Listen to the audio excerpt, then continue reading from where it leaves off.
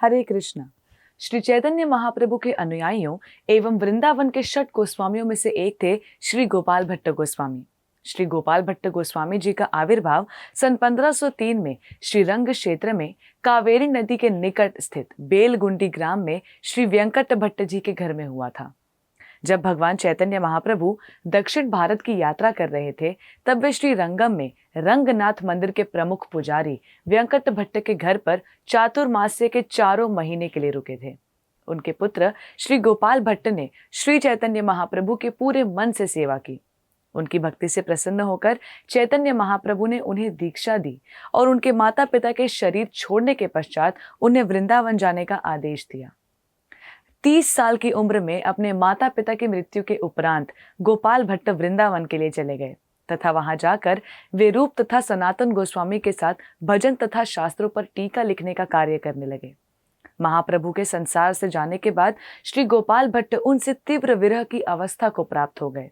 तब एक दिन चैतन्य महाप्रभु उनके स्वप्न में प्रकट हुए और कहा, यदि तुम मेरा दर्शन करना चाहते हो तो नेपाल की यात्रा करो।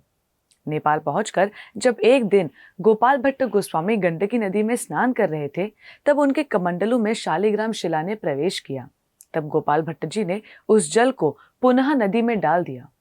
इस प्रकार तीसरी बार भी जब उन्होंने कमंडलू में जल लिया तो उसमें 12 शालिग्राम शिलाएं आ गई और आकाशवाणी हुई, मैंने कहा था मैं तुम्हें अपना दर्शन दूंगा, यही मेरा दर्शन है।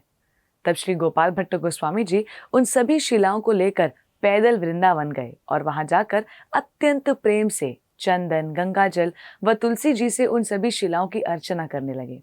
श्री गोपाल भट्ट गोस्वामी जी के प्रेम का आदान प्रदान करने हेतु भगवान इनमें से एक शालिग्राम शिला में श्री राधा रमण के विग्रह में प्रकट हुए। राधा रमण जी का श्री विग्रह वैसे तो सिर्फ 12 अंगुल का है, तब भी इनके दर्शन बड़े ही मनोहारी हैं।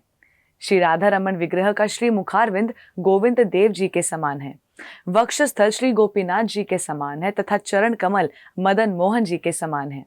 इनके दर्शन से तीनों विग्रह के दर्शन का फल एक साथ प्राप्त हो जाता है। श्री सनातन गोस्वामी के आदेश से श्री गोपाल भट्ट गोस्वामी ने लघु हरि भक्ति विलास की रचना की, जिसे देखकर श्री सनातन गोस्वामी ने उसका परिवर्धन कर श्री हरि भक्ति विलास का संपादन किया और उसकी विस्तृत दिग्दर्शनी नामक टीका की भी रचना की। गौर गणोदेश दीपिका में कवि कर्णपुर लिखते हैं कि श्री गोपाल भट्ट गोस्वामी भगवान श्री कृष्ण की नित्य लीलाओं में अनंग मंजरी के रूप में सेवा करते हैं। कुछ अन्य आचार्यों के मत में वे गुण मंजरी हैं। सन 1643 की श्रावण कृष्ण पंचमी को श्री गोपाल भट्ट जी नित्य लीला में प्रविष्ट हो गए। श्री राधा रमण जी के प्राकट्य स्थल के पास में उनकी पावन समाधि का दर्शन आज भी होता है। आइए इस महान वैष्णव के चरण कमलों में प्रार्थना करें कि हम भी भगवान की सेवा में संलग्न होकर इस मनुष्य जीवन को सफल कर सकें। धन्यवाद। हरे कृष्णा। ऐसे ही और भक्तिमय कार्यक्रमों के लिए देखिए हरे कृष्णा टेलीविजन और इसे प्राप्त करने के लिए आप अपने केबल अथवा DTH ऑपरेटर से संपर्क करें तथा और अधिक जानकारी के लिए आज ही डायल करें 7666 839 839।